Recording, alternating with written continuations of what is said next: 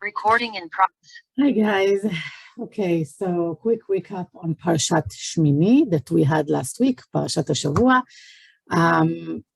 The story, just briefly, is about the parasha is divided to two sections. The first section is telling us about the nomination. I hope that I used that word right, of Aharon and his four sons to be Kohanim, and the big, huge tragedy that happened in the last day for their sitting in the Mishkan, the 8th day, when Nadav and Avihu had been taken by Hashem because they did their job, they did what they're supposed to do, but a little bit earlier than what they should have, and a few more mistakes that they did along the way.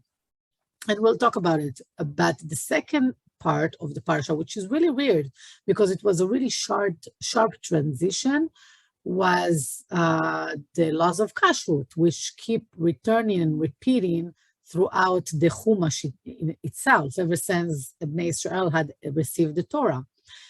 The obvious question that we're going to address is, what the heck is the connection between the tragedy of Nadav and Avihu and the Kashrut laws? But also, if we look at the first section of the parasha, let's observe Nadav and Avihu, which on the surface, it looks like the parasha presenting them in a very judgmental position because they were very righteous two young men who allegedly did what they weren't supposed to do and basically broke the halachtic law and basically betrayed their position as Kohanim. So basically Aaron had four sons, okay? Nadav and Avihu, Elazar and Itamar. And let's put in just in the right context who Nadav and Avihu were. So Nadav and Avihu were very, very holy and tzaddik people. They were supposed to inherit Moshe and Aaron and lead the nation after them. In fact, a few parashat ago in the book of Shmot, when Bnei Israel were about to receive the Torah, and HaKadosh Baruch Hu called Moshe and told them, gather this and these people, a very small amount of people, a very elite group, to come to Mount Sinai to receive the Torah in the name of the nation. He called him, Moshe, Aaron, his brother, who's going to be the highest priest, the 70 elderlies, which were the presidents, the leaders of the nation, of each tribe, and Nadav and Avihu. So Nadav and Avihu were the highest of the elite, the Yechidei Segula, the chosen ones among the chosen nation to receive the Torah. And that is a very high honor. That tells us who they really were. In fact, we know from previous parashot that we learned in the past, and we will learn it later on when Moshe is about to die and need to nominate his procedure, the one that is going to lead the nation into Eretz Israel. Moshe was really hoping that it would be his sons, but unfortunately, he's been proven what he already knew before by Hashem, that his sons, even though they were righteous, weren't worthy as much, and Yehoshua took his part. So Moshe knew that all along the way. And because of that, the Midrash tells us that he knew that his sons were righteous, but not as righteous as needed to be the next leaders. But the ones that he did choose to see as his natural leaders were Nadav and Avihu, his nephews. And in fact, the Midrash tells us that they were so close to him that he used to teach them Torah day and night, not his sons also, but even more than his sons, he invested most of his time in teaching Torah in Nadav and Avihu. And we know, according to the halacha, that if a person teaches Jewish children Torah, even though they're not his biological children, they are considered to be ones. Why? Because there's the father who gives birth to the child, that's the biological connection, and there's the father who teaching them Torah, their rabbi, their teacher, who basically paves their path to heaven, to Shamayim. So he becomes their father, their Torah father as well, and they're considered to be his children as well. And those where Nadav and Avihu, in the book of Shmot, when Hashem gives the command to Moshe to build the Mishkan, he tells him that after Moshe will finish the Mishkan, he will have to sanctify Hashem will have to sanctify the Mishkan in a way that will emphasize Bnei Israel, how important the Mishkan is, how holy and kadosh it is, and how severe it will be if anybody will disrespect the Mishkan. How? He will make an example by taking 2 living holy beings after they sinned, okay, to show Bnei Israel that there are fences and you can't pass those halachtic fences of respect and honoring the Mishkan and its holiness. Same like when before Hashem gave the Torah to Moshe, he told him to build fences around Mount Sinai, and anybody who's going to touch the mountain will die, which was very severe. Of course, it's not just for the death per se, it's because Hashem wanted to emphasize in the eyes of Bnei Israel how holy the place is, and anybody who's going to disrespect it in any kind of level will have to bear the consequences. So that's what Hashem told to Moshe when Moshe finished the Mishkan. He told him, this is my home, this is where I'm going to put the Shekhinah, and I will make an example of 2 individuals to the people to see how holy this place is, so they will never even have a glimpse of a thought to disrespect this place. Moshe thought that it's going to be him and Aaron because they are the leaders of the generation, and practically saying, let's admit it, who was bigger than Moshe? Moshe was the biggest of the prophets. Moshe was the most humble person. Moshe was the biggest of the biggest. The entire eyes of the nation for generations until today are carried up, are looking towards Moshe. He is our biggest role example. So he thought that him and Aaron will be the ones that Hashem will take their lives in order to show Bnei Israel how important and holy and sanctified the Mishkan is. When Nadav and Avihu were taken, in this parasha, Moshe comes to Aaron when he tries to give him comfort for his mourning period. He says, now I know that Nadav and Avihu were holier than me and you, which is a very, very, very big level. So let's look for a second about Nadav and Avihu. So we know right now that they were supposed to be the next leaders, which we know how righteous tells us by itself how righteous they were. And from this preview that I gave, we know that we're talking about a tzaddikim, like a pure, high leader of the generation, people with very, very pure souls. So what were their mistakes? Why Hashem took him? So the Torah is specified 4 mistakes that they have done, 4 mistakes in judgment. The first one was that they loved Hashem so much and they loved the Torah so much that they refused to get married and procreate. We know that the obligation of marriage is for every man and woman in Israel, because through marriage, and the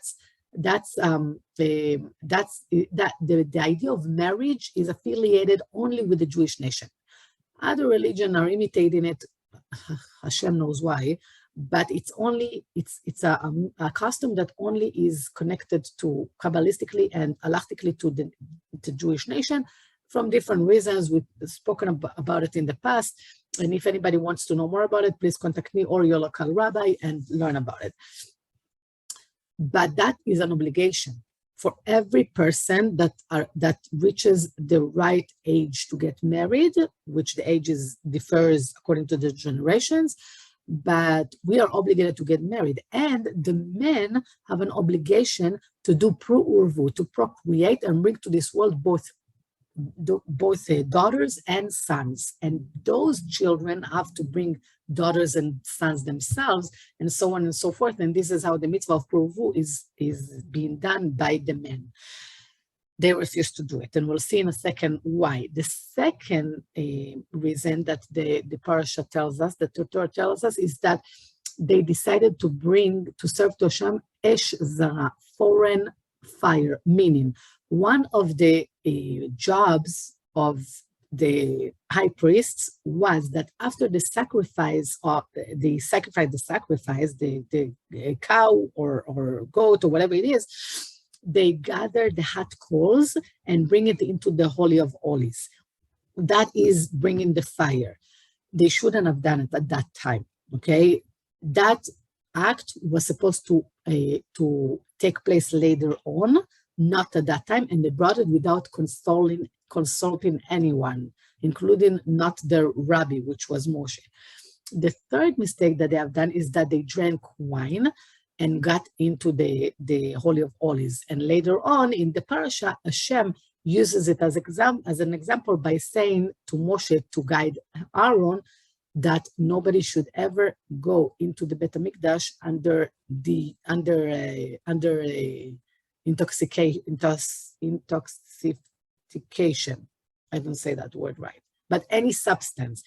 And just a side note, according to Judaism, it is forbidden and halachically wrong to use any substance that blurs the mind. And under that category falls, of course, wine and liquor and any other alcohol and drugs of any sorts, including light drugs. And some say also cigarettes, which Kitzur Shulchan Aruch, which is the index, the Jewish index to teach us how to behave, says that to smoke is forbidden. And it's a bad trait and forbidden halachically. I read that, ask your rabbi. I'm not a posek, that's what I read. Anyway, did I name the three of them? Esh Zara, they didn't get married, they came to the Mishkan under wine, and the fourth one was, and the fourth mistake that they have done was to break a very, very famous halacha that guide us that one shouldn't be posek halacha, meaning guiding or determining some halachtic issue when his own rabbi is in town. Meaning, if one has a rabbi and is a posek, okay, and both of them are in the same town, then the student can't be paskin halachtic ruling while his rabbi is in town. Of course, if one is not a rabbi and is not authorized to be paskin, then he shouldn't paskin at all, because that's a death penalty. We should always leave that area to the rabbis who are allowed to paskin. But nevertheless, even if one is allowed to be paskin, when his rabbi is in town, since his rabbi is a more educated Talmid Chacham than him, he shouldn't be paskin while his rabbi is in the same town. And they did. They decided for themselves, they were paskin for themselves while Moshe was in town. They didn't ask Moshe what is the right thing to do, what they should do. Basically, they didn't ask the rabbi. This is why we always have to remember to ask our rabbis about anything, and we'll talk about it. But let's observe each mistake that is accredited to them in this parasha. So, and we want to see where do they come from, because we're talking about two very, very righteous souls. It's not, it's not simple people who did mistakes because they didn't know better or were distracted or whatever. So we have to check who Nadav and Avihu were.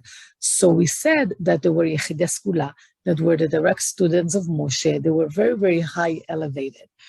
And the background for the story was that when Bnei Israel were gathering around Mount Sinai in order to accept the Torah, we know that they were in the 50th level. They were in the highest level that they can be.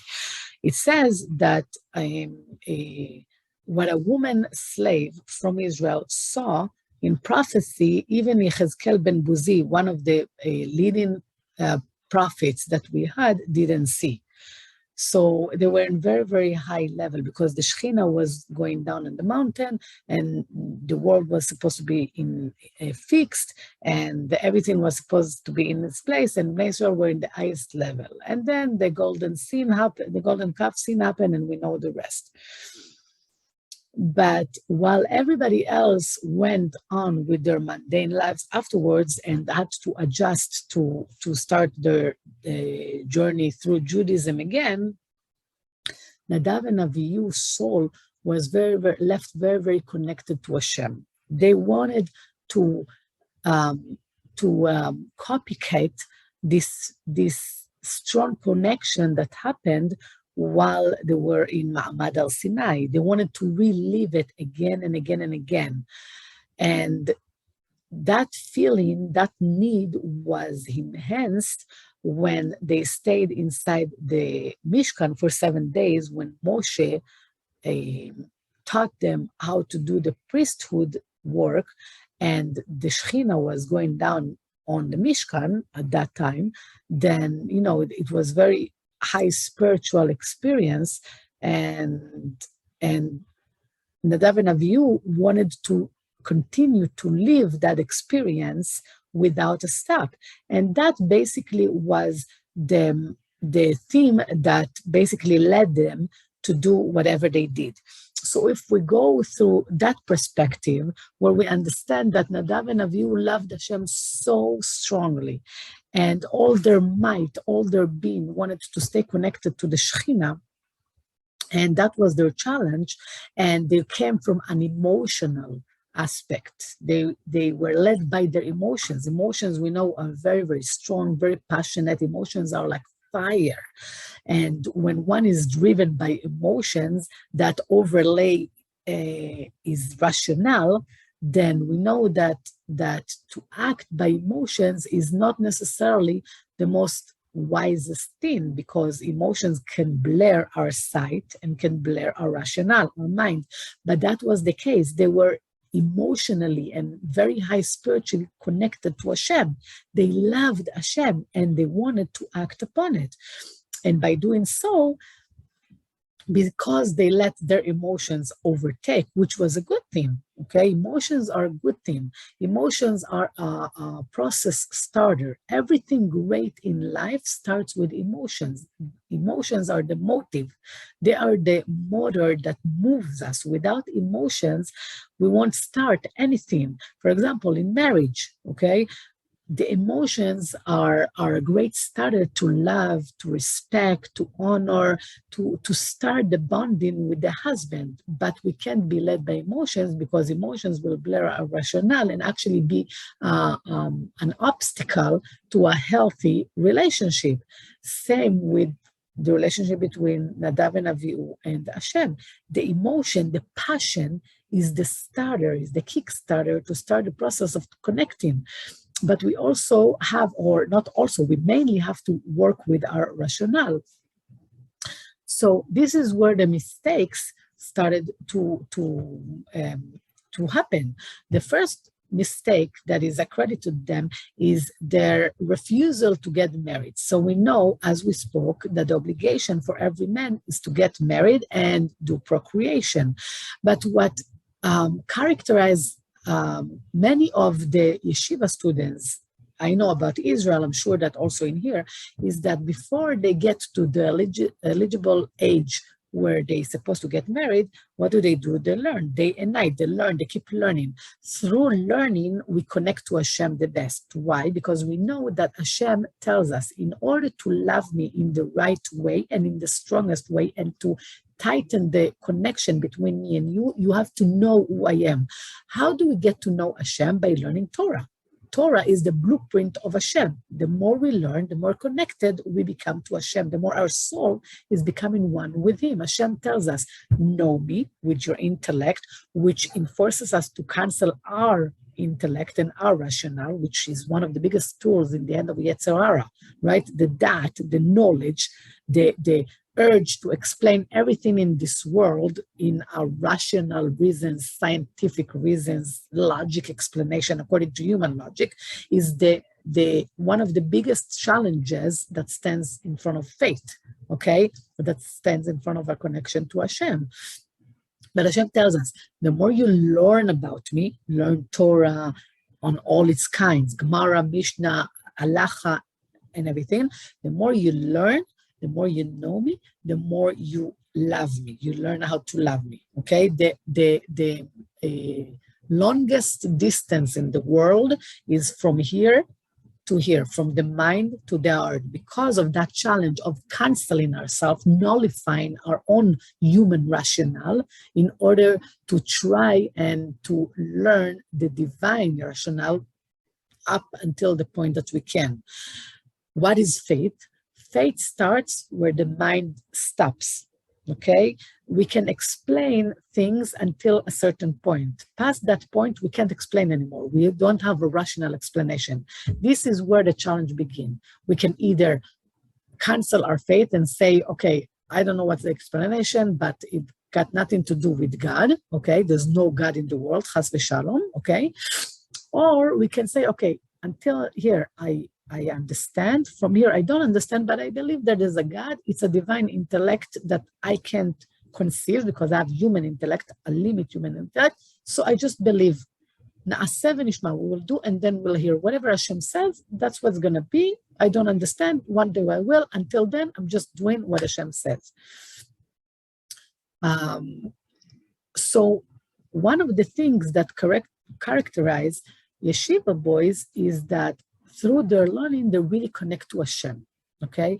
But when time comes that they need to get married, many of them have difficulties in that area because they know that once they get married, their relationship with their wives naturally will take some of the time of their learning because they have to invest in their wife, in their family. But that's what the Rabbis teaching us. They're teaching us that to learn Torah is wonderful. We get to know Hashem. We get to love him through knowing him, okay? But if one learns Torah but don't practice it, and he learns only for the sake of learning, then the Torah becomes just intellectual learning, information, but that's it. It doesn't come to fruition. If I learn Torah all day long, but don't implies it through my daily life, then I'm not really doing anything. I'm just learning. So I have the wisdom, but that wisdom doesn't worth anything because I don't live by this wisdom. One of the elements that the Ramban mentioned in his letter to his son is that every time that the son learns something new in Torah, he should apply it to his life and find areas where he can practically do it.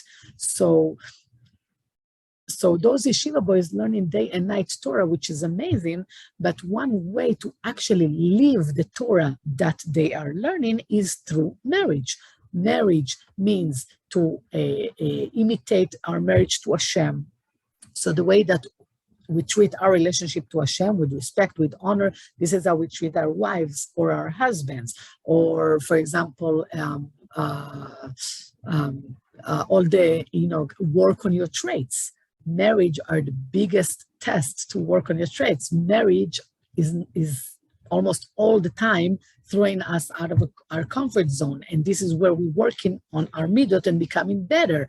So, and there's a lot of challenges. So the work through marriage is applying the Torah in everyday life. But many yeshiva boys are afraid that if they're going to get married, then some part of their learning will be seized, which is true, but that is the right way to go through the journey of Judaism. That was one of the rationales of Nadav and Avihu. They said, we love Hashem, we learn Torah all the time with our uncle Moshe, we're so connected. There's no love of a woman that can imitate the love to Hashem or the love of Hashem to us. So we don't want to waste time on loving a woman or, dedicate time to a family when we can sit and learn Torah and dedicate our entire selves to Hashem. And that was a wrong thinking. Also, the mistake of bringing Esh Zara, foreign fire. We spoke about how the job of a high priest is to take the hot coals that are underneath the Mizbeach of the sacrificing and bringing them into the Kodesh HaKodeshim as an offering to Hashem. That is good. That was their job, but not at that particular time, because what Hashem planned was that in the first day, the 8th day, when the first sacrifice in front of Bnei Israel will be offered, divine fire from heaven will come and consume that offering, and not by regular hot coals that the priest brings. Why? In order to create the divine impression, to create awe in Bnei Israel, to see the action, the Mishkan in action.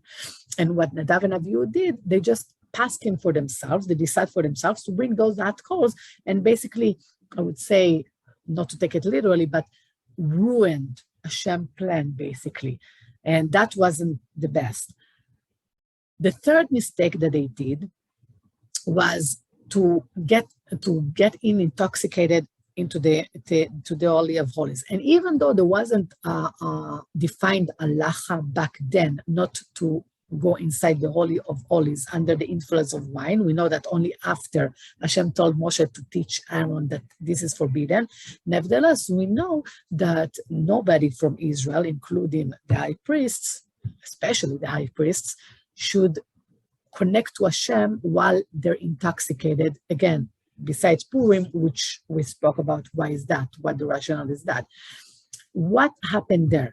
Now, we know that Nadav and Avihu were very high souls. They're very tzaddikim. So it's not like they drank the bottle and, got tipsy and have a festive mood and went to celebrate inside the Holy of Holies like two mischievous boys. No. One element of drinking wine, and this is why we drink wine in Purim and only in Purim in order to lose our da'at and get totally drunk, is when wine comes in, our true self come out. So people who have different challenges and different blockages of some sorts, when they drink wine, they're open up. So for example, a person who is very shy, has fear of crowds, is embarrassed, is very locked and contracted and afraid of other people.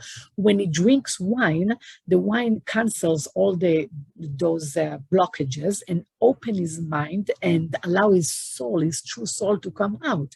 All of a sudden, he's very cool, he's talking to everybody, he's very free, he's a little bit less control even himself, so he allows himself to be more free and open. His true self comes out. This is why the sources teaches us that whenever our wines come in, a secret comes out because we're becoming more open. This is why we drink in Purim, because in Purim, we want the ideal situation would be to get drunk entirely. So our da'at, our mind that is preventing us from connecting to Hashem 100% in faith, blind faith, okay? The wine is canceling that, and hopefully the ideal situation would be that at that moment where we are canceling ourselves immediately, canceling ourselves entirely and nullifying ourselves, we're connecting to Hashem entirely with all of our true self. And that's what Nadav and Avihu wanted. They wanted to cancel the Yetzer Hara, cancel their brain, their mind that is an obstacle to the true 100% connection of their true self to Hashem. And by being in this state when they are their true self, no obstacles, no gates, no limitations, they get connected to Hashem, and then they offering to Hashem the fire. But it was wrong, because one can't go into the most holy place on earth and be intoxicated by wine. We know that we have to be clean, in right mind, like angels. We spoke about how the high priest goes in Yom Kippur, wear only white, we're like clean, pure, no substances, nothing that preventing us from being in our fully clear mind, that we know what we're doing, we're controlling ourselves, and yet we're connecting to Hashem through that state. I hope that makes sense. And the last mistake that is accounted to them is that they were paskin before the rabbis. So what does that mean? So we talked about how when your rabbi is in town, assuming that you're a posek, which most of us are not, you can't paskin. Halacha, okay? Your rabbi has to do that. If you're paskin, if you're not a posek rabbi, for sure you can't paskin anything. You have to ask your rabbi. One of the main central guidelines in Judaism, we're speaking about it, I think, in every class, is that one should always ask the rabbi everything, in every department, in marriage, in child discipline, in our work on ourselves, everything has to go through our rabbis. One should find Pirkei Avot, the ethics of the father, guides us that one should make for himself a Rav. And of course, we're talking about an Orthodox, Shomer Mitzvot, Talmid Chacham, Torah scholar rabbi, okay, that knows him from every angle, past and present, knows his difficulties, his challenges, his traits, know his good side, know his challenged side, and can guide him through life, through every aspect in life, how to elevate himself, work in himself, or strengthen any good, positive traits that he has in order to get closer to Hashem and fulfill the tikkun that he needs to do in this world. Basically, we can't move without asking our rabbi anything, because our rabbis are our spiritual fathers that will pave our path to heaven, to the right place that we should be in after our death. And what Nadav and Avihu basically did, they didn't ask anybody. They didn't ask their father. They didn't ask Moshe, who was the rabbi. They just decided to do. Whether it's wrong or right, they didn't know. They felt, again, with their emotion that it was right. I love Hashem. I feel passionate about Hashem. I should just pursue my feelings. And they did it. And that was wrong because they didn't act according to their mind. Because if they would have acted according to the mind, they would know or remember that they need to ask for guidance. We should always ask our rabbi. So where does it leave us? All of this story about Nadav and Avihu, what does it teach us? The first and foremost thing that it teaches us, the most important thing in Judaism, make yourself a Rav and always ask your Rabbi before you're doing anything. One of the tools in the hands of Yetzer Hara is to make us believe that we should do a certain mitzvah because it's a mitzvah. You should do it right now. It's the best time to do it. And it is a mitzvah, and Hashem wants you to do mitzvahs, to do it. But it's not always the right mitzvah for you, and it's not always the right time. So one shouldn't move right or left without consulting his rabbi. In the book of Devarim, Hashem guides Moshe to teach Bnei Israel that the Rabbeim are a direct extension of Hashem. Whatever they say, that is direct word. So we should always go according to the system, the Rabbeim. So much so that the Gemara teaches us that if I know that this is my right hand and this is my left hand, but my rabbi says, no, this is your right hand and this is your left hand. Even if my rationale tells me that, no, I know that this is right and this is left, I should go according to what my rabbi say. Why?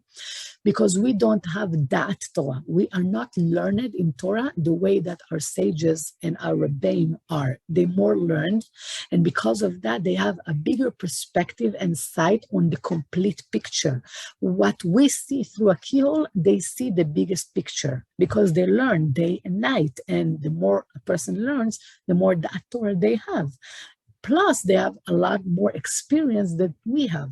So we should always follow the system, so much so that the Torah teaches us that if chas v'shalom, we did go by the system and ask our rabbi, and our rabbi, since he is a human being like us, is making a mistake and guiding us mistakenly, the mistake is not on us, is on him. Why? Because we're going according to the system. Whatever Hashem says, we are doing, and the rest is on Hashem and the system, not on us. So the biggest theme for the actions of Nadav and Avihu were their emotions.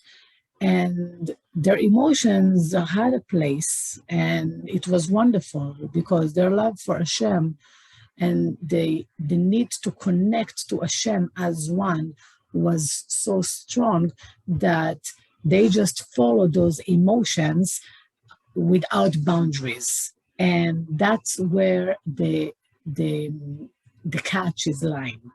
Because as we said, emotions are a great starter of any process. But to live life or to serve Hashem through Torah only by emotions that might make one fall, because even though it's a good starter for the process, we have to know Hashem before we feel it, so the mind will control the heart. If you remember, we learned about the right way to serve Hashem through being melech,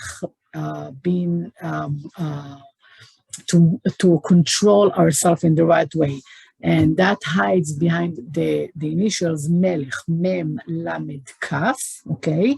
Meaning the moach, the brain, where the neshama lies, okay, is controlling the lev, okay, the heart, where the emotions are, which controlling the liver, the kaved, the chaf, okay, where our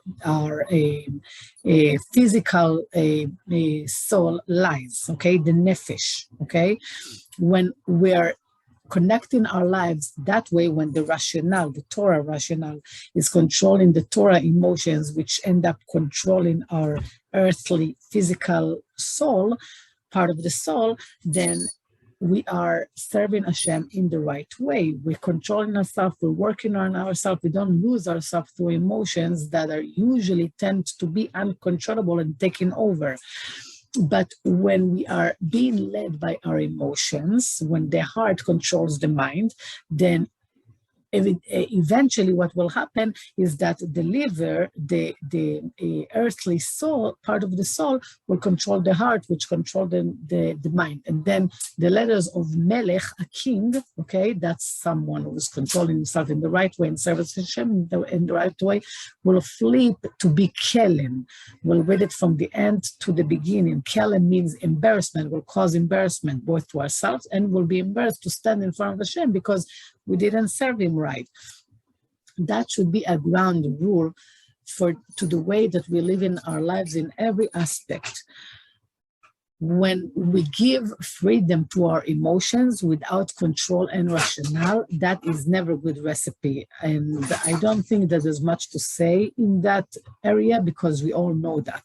All the guidance books, even secular wisdom, are talking about how emotions can be a trigger to things that are not the best, and like a snowball that keeps rolling and getting bigger and bigger until the point that we can't control it. And that was the part with Nadav and Avihu. But the fact is that what seems to be a criticism on Nadav and Avihu is actually praiseworthy. Because if you remember, I started this class by saying that the impression was that Torah is actually presenting Nadav and Avihu in a criticizing way. But the fact is that Nadav and Avihu are two of very, very small number of people that we actually mourn to this day. Usually when a tzaddik is pass away, we mourn for them 30 days, maybe 11 months with Kaddish and everything. But after 11 months, that's it. We're getting up of our mourning, and the day of their death is actually becoming a day of big festivity, right? Same like when Rabbi Shimon Bar Yochai died, so we mourned him for 11 months, and then his death day became a celebration, same like Moshe Rabbeinu. We celebrate in their lives. We just lost the last generation leader that we had, which was Rav Chaim Kanievsky, Zecher Tzadik Livracha, Zchuto Yagen Alenu. And once we're going to get up of our morning time, it will be a celebration of his life. But Nadav and Avihu are two pairs that it's actually a mitzvah to mourn them until this day, from the day that they died until this day. Same like we're mourning the death of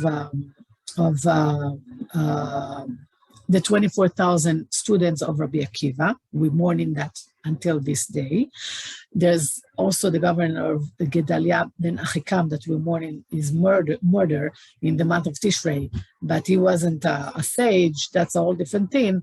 We're mourning the fact that his death started the destruction of Bet HaMikdash.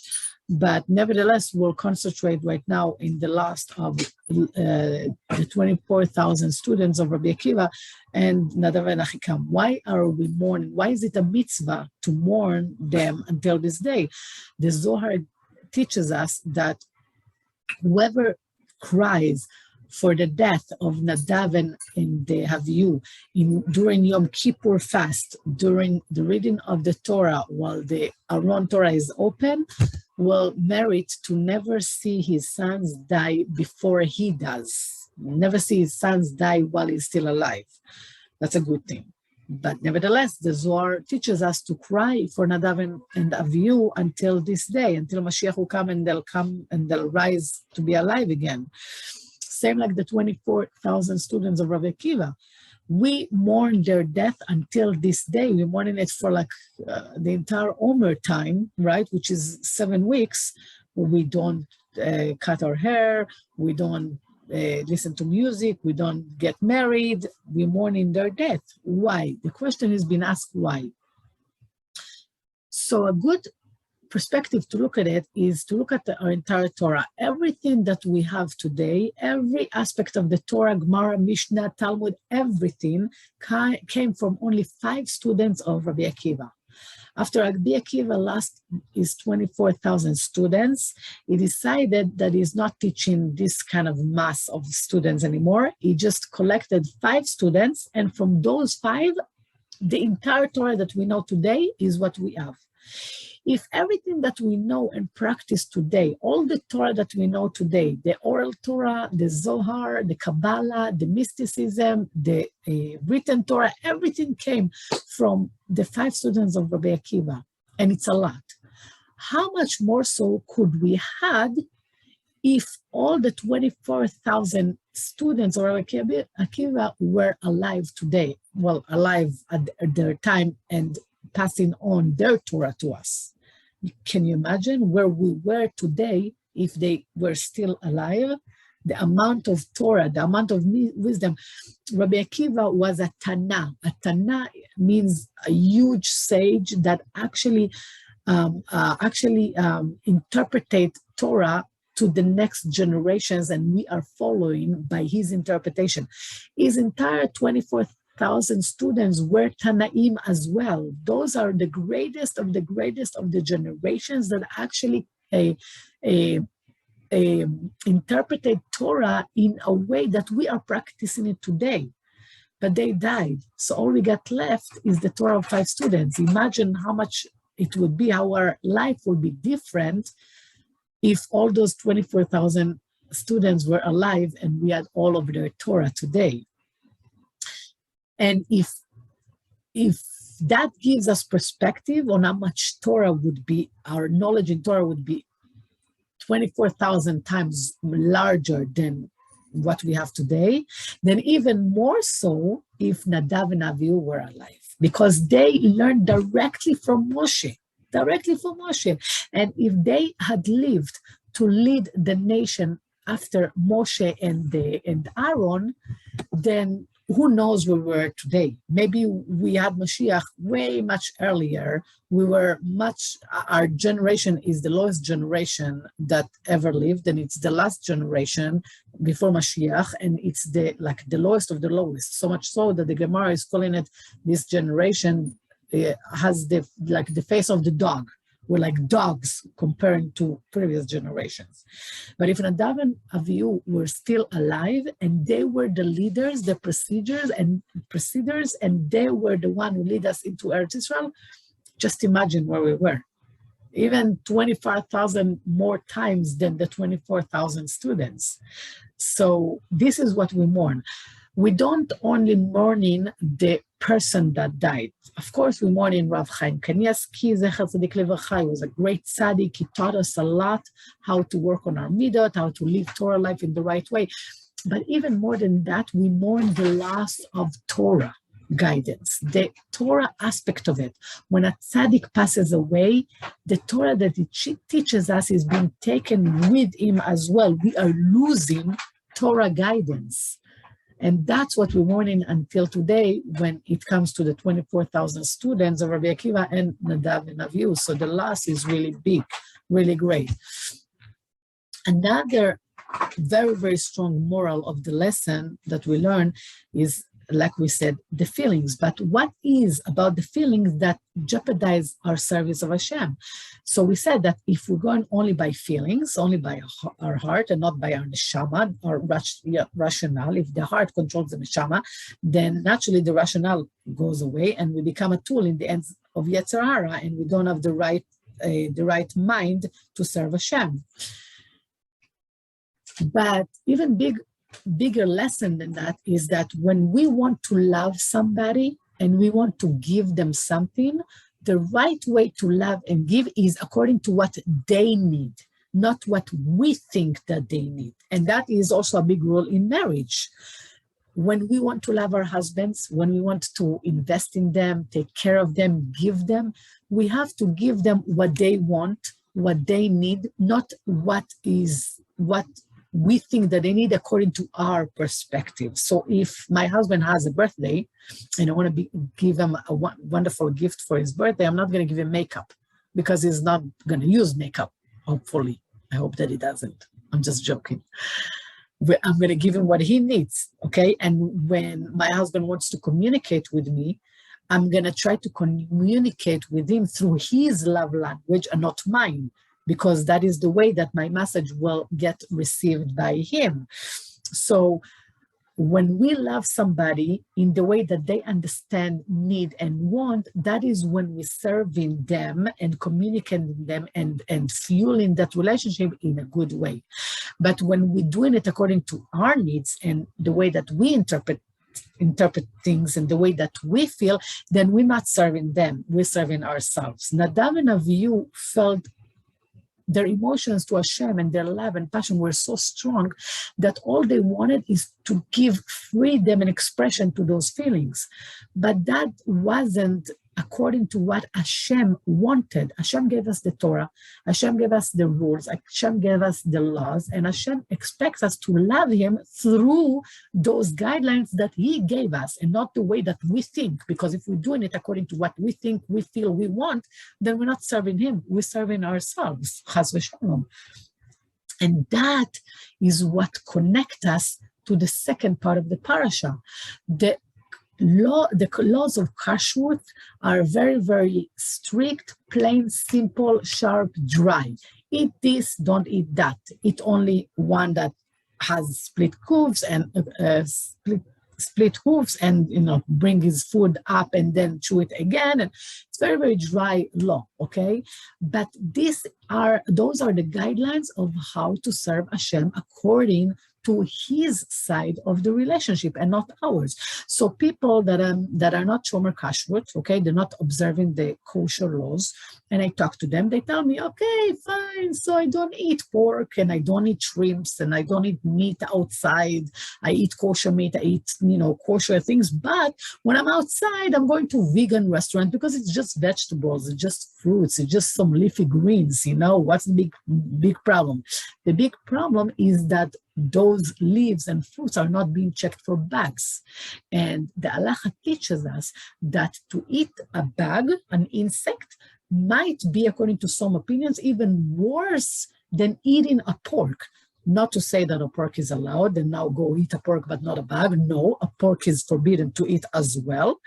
But the excuse that I'm eating only in vegan restaurants is not only not sufficient, but sometimes even worse. So the Kashrut laws, Hashem put them there in order to guide us how to live our life in a Torah way, in the right way, and not according to our minds. People who are not Shomer Mitzvot and they're in their journey to get there, sometimes I hear them saying, well, okay, what's the big deal? I mean, okay, so I do a little thing here. Do you think that Hashem is that picky, that he's inspecting us with tweezers? The little details? Yes, it does. Because those little details are building the bigger picture.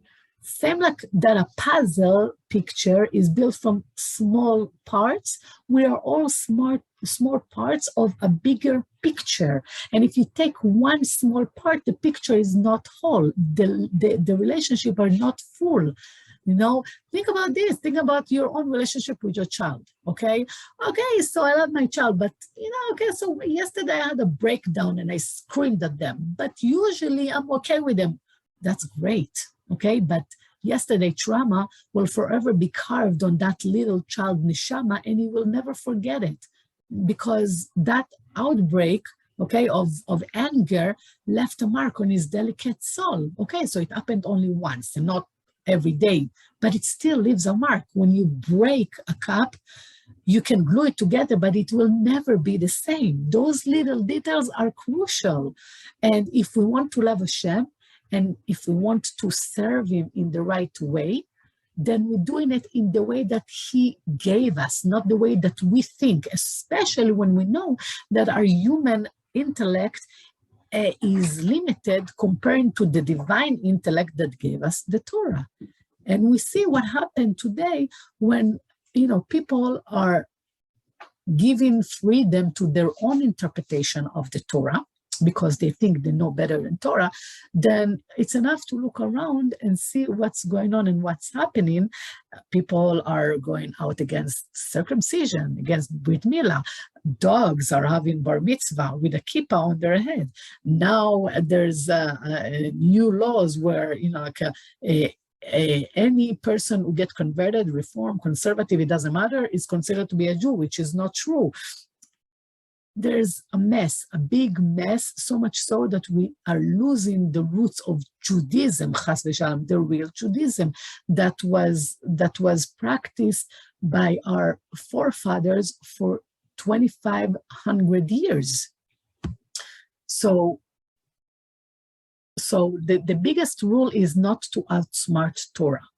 Whatever Hashem gave us, the rules and the guidelines, this is what we're doing. We don't add from our minds. We saw what even happened to the wisest person in the world, Shlomo HaMelech. He tried to outsmart Torah, and he did it from the righteous reasons for Torah, but even then, he fell, because the Gemara teaches us never to outsmart Torah. Whatever Torah says is what we're doing, because the Torah was written in divine intelligence, not limited human intelligence. Even the most wisest person in history, Shlomo HaMelech, is still limited comparing to the divine intellectual. So Hashem tells us, go by the system. What I say is what you do. If you can come up with rationale to why you're doing, that's great. If you don't, that's where faith starts. And whatever you don't understand, go to my direct extensions, to the Rabbi. And this is what connecting us to the second part of the parasha, the Kashrut laws. We can't approach Torah with emotions, only with rationales. Emotion is just a starter, and the rest of the process have to go through our da'at, to know Hashem, like Adam knew Chava. What does that mean? Adam v'Adam yada et Chava. What does that mean? It talks about their intimate relationship, okay, their yichud, only when he knew her, when he learned to know her, who is she, when he fell in love with the person that she is, then the connection is the strongest. And in this parasha, the same like Nadav and Avihu gave us an example for what emotions can bring us to.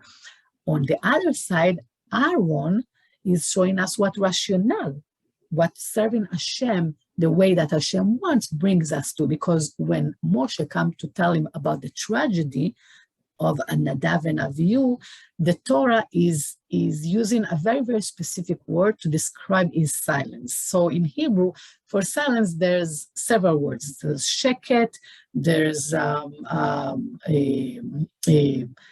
I don't know what the root of that, but le'acharish, like Esther, Amalka, echerisha, okay, silence. But instead of all these words, the Torah is using a very, very specific word, which is dmama. It says, Va'idom Aaron. What is dmama?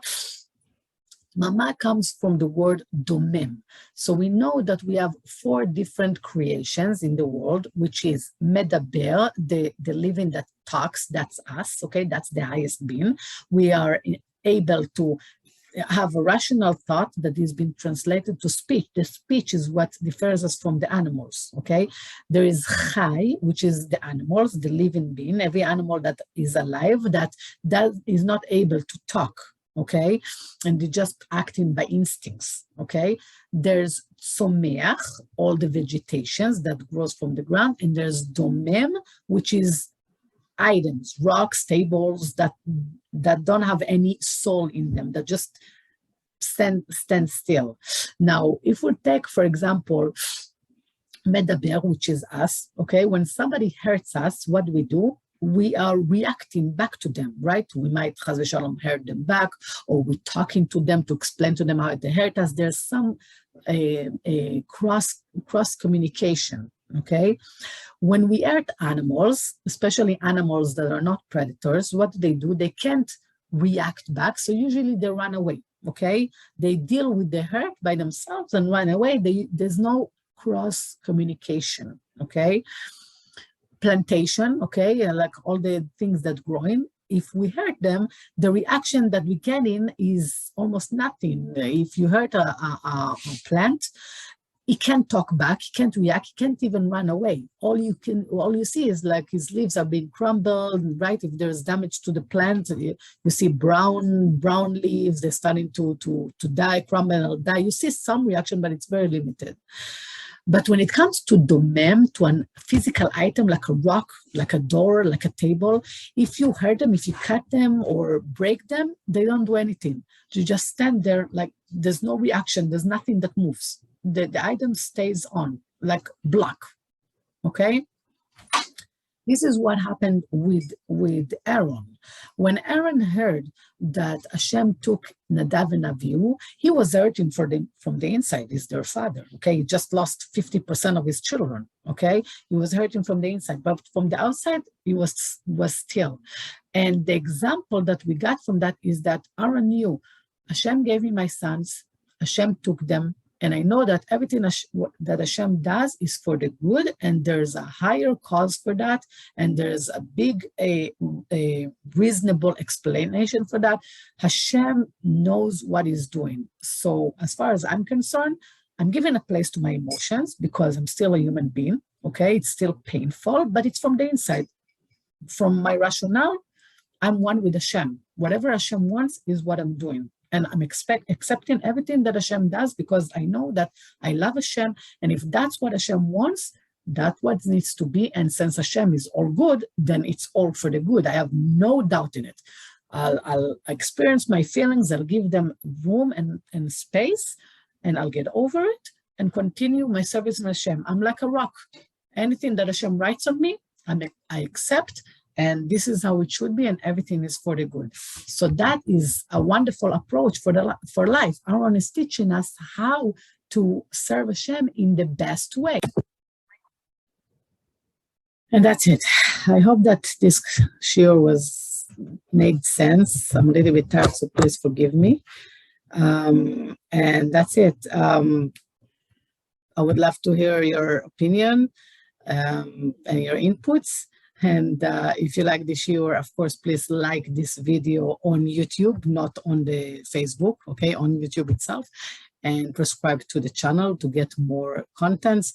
And that's it. I hope everybody has an 8 kind of week, which is perfect. And please forgive me that I'm so tired. Have a good week. Bye-bye.